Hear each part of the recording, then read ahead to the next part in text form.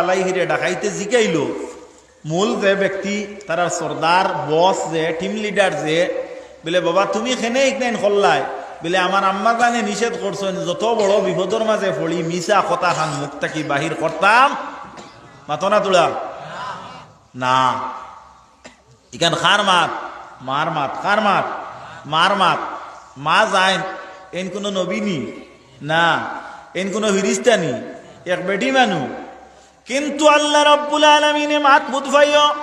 আমরা রে আল্লাহ কইত্রাইয়া আইয়ুহাল্লাযীনা আমানুত্তাকুল্লাহা ওয়া কুলু কাওলান সাদীদা ও ঈমানদার হল তুমি দেন আল্লাহরে ডরাও খারে ডরাও আল্লাহরে ডরাও আর তুমি দেন যে সময় কথা কো কথাটা তুমি দেন সত্য কইও মিথ্যা কইও না সত্য কইও মিথ্যা কইও না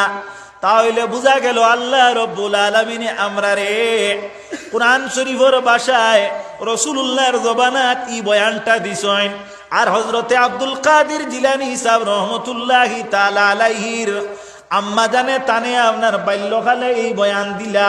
তখন হযরতে আব্দুল কাদের জিলানী রহমাতুল্লাহি তাআলা আলাইহি মার ই আদেশটারে মানছুননি না মানছুননা